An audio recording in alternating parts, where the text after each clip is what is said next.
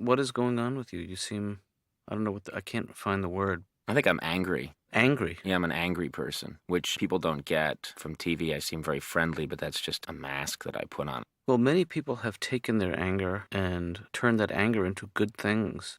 I can't think of an example. Mother Teresa, Huh. she just used her anger and sort of came up with this whole I should be a saint thing. Well, It is constructive, I think. I use the anger for good things. I'm just trying to find the source of the anger. the anger that you're describing, Conan, it seems to me that your relationships with women in particular are often the victim of that anger. Yeah, and I think a lot of it has to do with my situation growing up. Well, please, let's not open that can of worms. What? I'm sorry, that was just a joke. See, I believe in injecting a little levity into therapy. Sure. Yeah, I guess. I call it Lerapy. Oh, yeah, that's pretty funny. It's not a big joke. It's just a little thing. No, that's not bad. Um, I'm sorry, I didn't realize this was a comedy house. Is that what you call it? if I could stop, I would. I apologize. Well, you're a machine. It's like asking the Terminator not to kill. Thank you for noticing. I would like to feel that at least one of us is taking me seriously, and my preference there would be you. I do take you seriously. Seriously. Well, that's good. I'm counting. You're 8 for 8 so far. Thank you. Do you feel like you're in the zone right now? Like every... I'm sorry. Okay. Is there a drink minimum in here?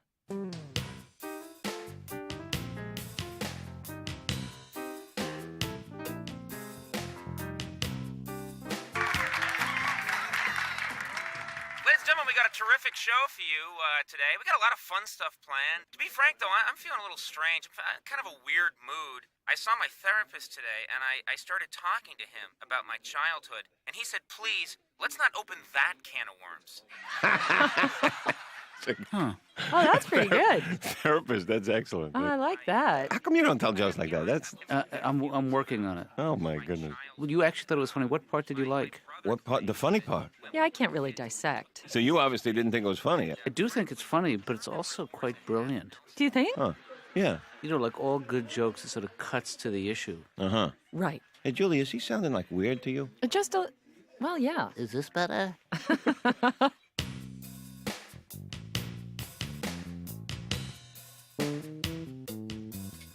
So I'm talking to Stanley and Julie, and the TV's on in the background. Sure enough, there is Conan O'Brien doing a joke that I made in session with him. Really? Verbatim. So he did a joke you told to him in the session. Yeah. How come you were telling jokes to people? And That's a whole other issue.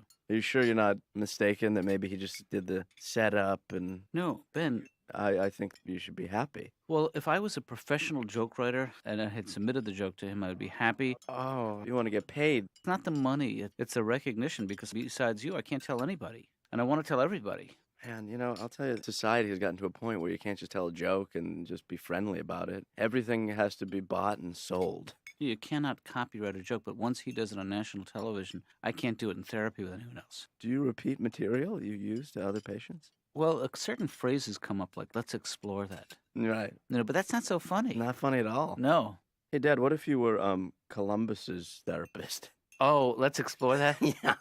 That's funny. You could take that joke. I don't care. It's yours. Let's just enjoy. Freud said the joke is a death of an emotion. Could have been his delivery.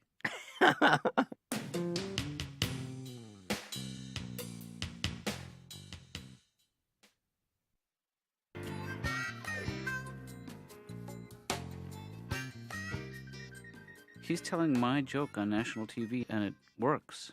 Really? You must have been so happy. No, actually, I wasn't. I was a little hurt that he would use something that I said to him in confidence as fodder for his comedy. Yeah, but he pays you for the session. Doesn't he essentially buy the rights to all the material?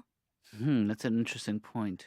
I mean, you should be happy that one of your jokes actually made it onto the show. Yeah, but I didn't get proper credit for it, Laura. Well, what's he going to do? Stop and say, by the way, that joke was written by my therapist? Would it kill him?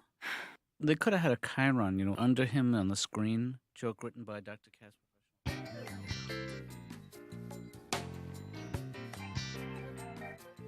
Hi, this is Conan. I'm not in right now. Leave a message, and I'll get back to you. Conan, I'm sorry I missed you. I was hoping you and I could talk a little bit about what happened last night. Not a big deal, but I will leave you a message. I'll try to get to the point. I will say as a disclaimer, I've been known for taking a while to get to the point.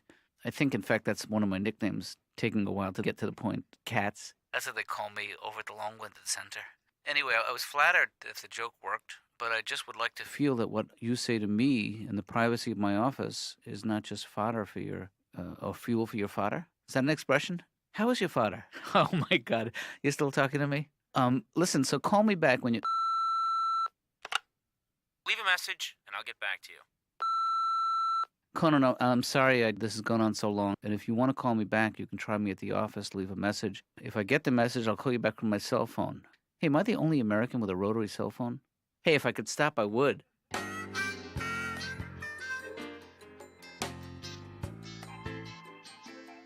Hi, I'm Whoopi Goldberg. I have at 2 o'clock. Mm-hmm. Could you take a seat, please? I'm a little kind of agitated. You mind if I stand up? I'm trying to get over Kind this. of. Oh, okay, sorry. Thanks. I feel like I'm making some progress, you know. Great. Supposed to go to Europe on an airplane. It's the idea of being over the ocean where they could drop you. I don't want to die in the sky. Well, you wouldn't die in the sky. You'd die when you hit the ground. I would die all the time. From the time that I knew I was done, I would be dying. That's the problem. I mean, what about, like, going in an elevator? Doesn't that scare you? No. If that doesn't scare you, then going in an airplane shouldn't scare you. It's 35,000 feet, Laura. Well, yeah, but this is 12 stories up. It's not the same thing. You just f***ing with me, Laura. Why are you f***ing with me in the office, the outer office of the shrink? Is he cutting you in on some money?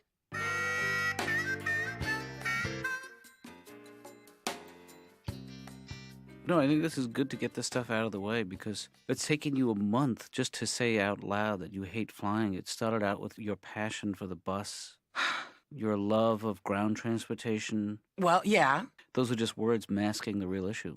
The real issue is I don't want to drop out the sky. Right. I feel like I could be Jackie Chan on the bus, okay? Because I know where the emergency windows are. If the bus starts to fall over, I can kick out the windows and throw myself over the top of the bus and roll. Yeah. But when the airplane is, like, having trouble, you can't kick Jack, except the person next to you, and then they sue you. That's right. You should come on the bus with me. You would understand. You'd never fly again. It's amazing. It's the peacefulness of it. I know what it's like to spend many, many hours on a bus. Didn't you feel soothed? Is that like nausea?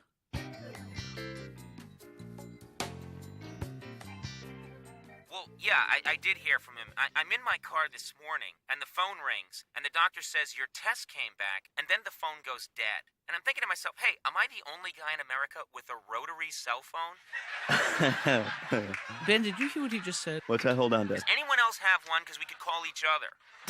Oh, man. He just said, am I the only guy in America with a rotary cell phone? I left that on his answering machine. Right, Dad. Yeah, today. Sure you did. Yeah, about 4 hours ago I did. Yeah, so did I. I'm just saying, Ben, this is getting a little bit... Dad, I'm trying to watch the show here. Well, now I missed the rest of the monologue. Why don't you look at me and just go right to the source? You think he did another one of your jokes? I know he did. Dad, this is becoming like an obsession, and it's bad. Really? Hey, Dad, why were you leaving a joke on this guy's answering machine? You know, because I like to kid around, Ben. Well, Dad, you were the one who complained that he stole one of your jokes to begin with. Yeah, and you but- go back and call him and tell him more jokes? Yes. Did you write that rotary phone joke yourself, or did you come up with it? Of course that's my joke. I made that up. I'm just saying that's not a funny... If you're going to write jokes, there has to be a twist. That's the whole point of a joke. Right. Take, for instance, this joke. Mm-hmm. Hey, does the grocery store have to put out rotten vegetables? Is that a requirement? That's funny. I don't want fresh. That's not why I came to the store. So I'm pointing my finger at the manager. Where are the rotten vegetables? You know what I'm saying? And then you can continue and sort of riff. Give me another example, Ben, because I'm not sure that one works for me. Okay. Hey, when I go to the grocery store Mm-hmm. and I want a carton of eggs, Mhm. do half of them have to be broken and rotten? So it's like the one with the fruit. Yes, but a different food group. So in other words, you mine the real world for comedy. That's right, and that's where the real comedy comes from, is the real Yeah. world, not this rotary cell phone bullshit. Well, Or you could say, like, okay. I went to the grocery store. Right. Express lane? I don't think so. How is this express? Because I'm waiting. Hello? Then I'd bring probably the manager character back. That's called a callback, Yeah. and then I would say, here, you're rotten eggs, sir. How about this? I went to the grocery store and they had an express yourself lane. Oh, that's not bad, Dad. So I talked a little bit about growing up in New York, got some groceries, and went to the checkout lane. Okay, so I lost you. The joke was funny, but then you sort of half-assed the tag. Okay. But whatever. I mean, that's your style. Here, this is better. One of those animal shows. Are they stealing anything from you? That's my fur. Oh my God.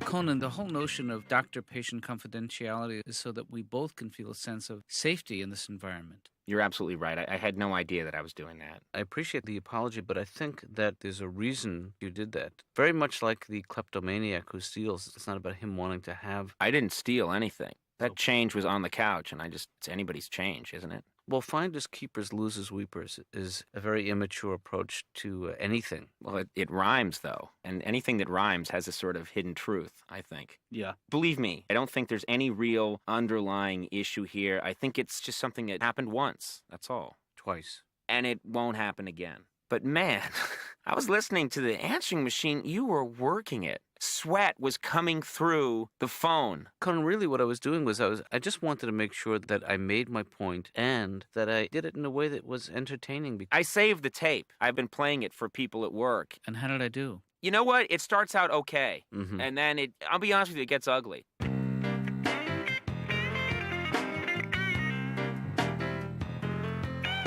Dr. Katz's office. Laura, Hi. how are you? Fine. So what's happening?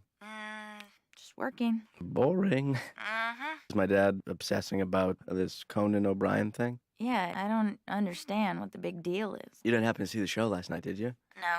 Because my dad said he did another one of his jokes. Something about a rotary cell phone, which was not funny. I think he's going completely insane. My dad or Conan? Your dad. Yeah. Like, there's just no way. Yeah, I mean, the thing is that even if this guy is stealing jokes from my dad, which is, to begin with, a sad prospect. Yes. It's like this guy's eventually going to just get canceled because of my dad. Well, yeah.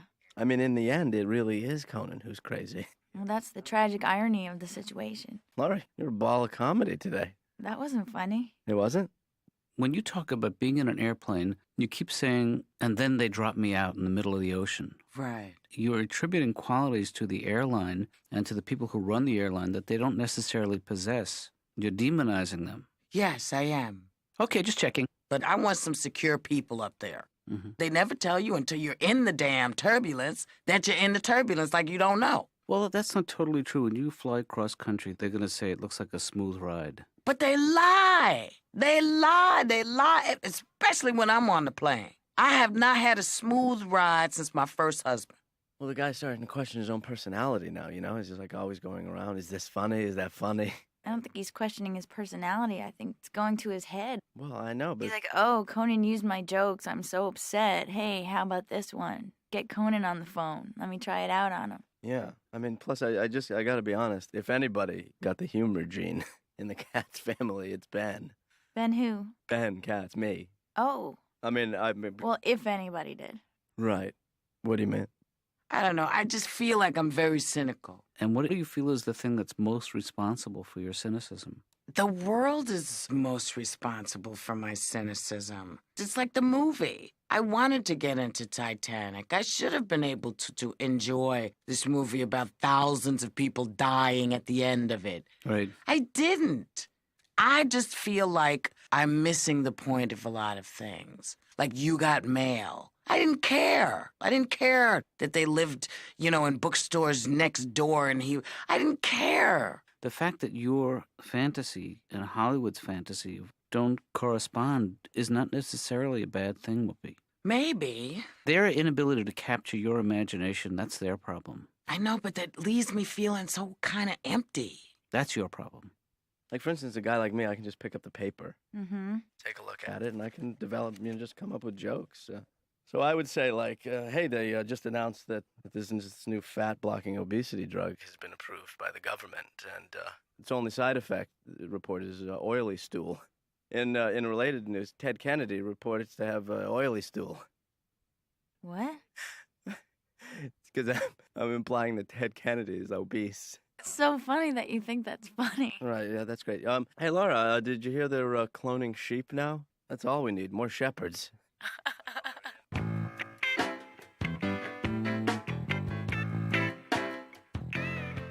Oh, I kind of been studying them lately. You've been studying them? Yeah, especially the sort of the monologue part, because I'm thinking about turning my career around Turning your career around. 180 degrees and going in opposite direction. I would think that's the kind of career where you just kind of dive in and just start writing a bunch of jokes, and you see if they're good. What's this? I have to repeat all that?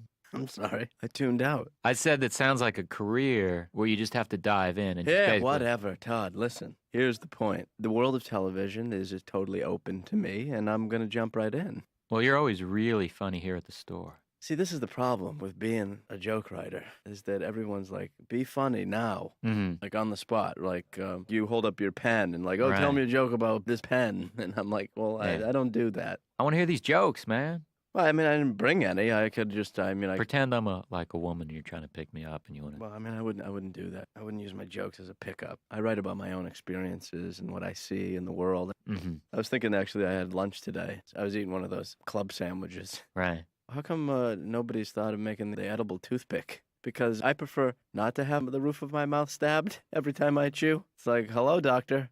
Are you with me, Todd? That's a weak joke, actually. What do you mean weak? It's not weak. Do you do any topical jokes? Well, Todd, maybe you're just not a laugher. Did you ever think of that? Yeah, I think you're going to be meeting lots of non-laughers.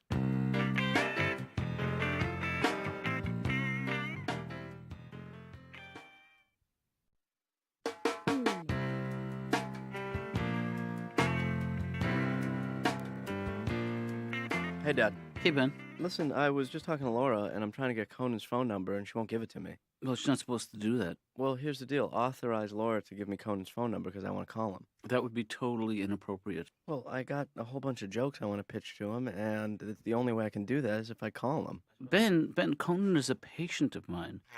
What time is Conan's appointment? Next appointment? This is a terrible way to keep time. Maybe what I should do is give you some of my jokes. You pass them on to Conan, then Conan will do them on his show, and you'll kind of be like my middleman. Why would I acquiesce to the suggestion? Let's see what else is in the news. Well, I guess now they're cloning sheep. That's all we need in the world. More shepherds.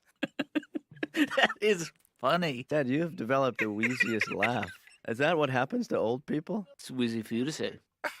I like that shepherd joke. Just trying to think of how I could work that into a session with him. How about this one? Does a soap dish ever get dirty? I've got that joke on my list. You gotta be kidding. It's right here. We'll cross off the duplicates. Okay. Another joke, right? I bought a VCR and I can't program it. It's always flashing 12, 12, 12. So I just tape the news at noon. Give me a break. I'm new at this, Ben. Hey, when does it stop with the angle toothbrushes? Yeah. It's like, what do I want, a 90-degree toothbrush now? Hmm. What's wrong with the straight one that fit in my mouth in the first place?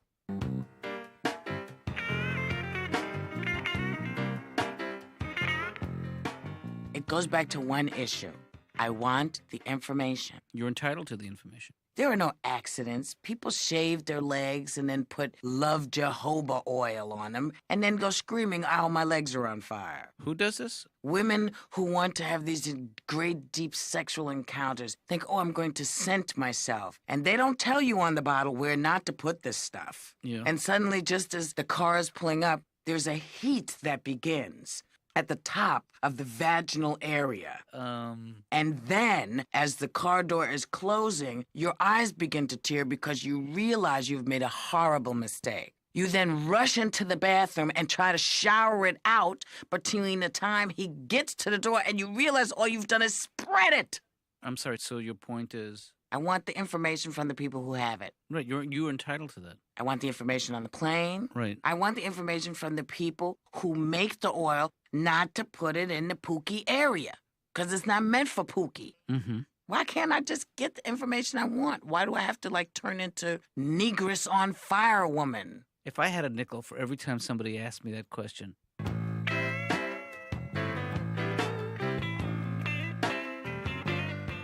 How are things going with your girlfriend? To be honest, I think we've reached an impasse in the relationship. She's seeing other guys.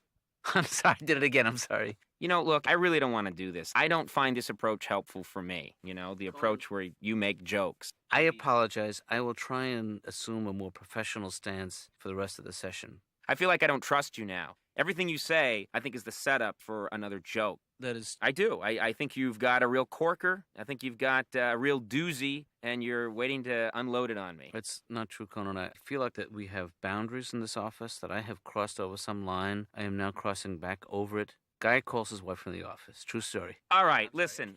You know, there you go. It's ridiculous.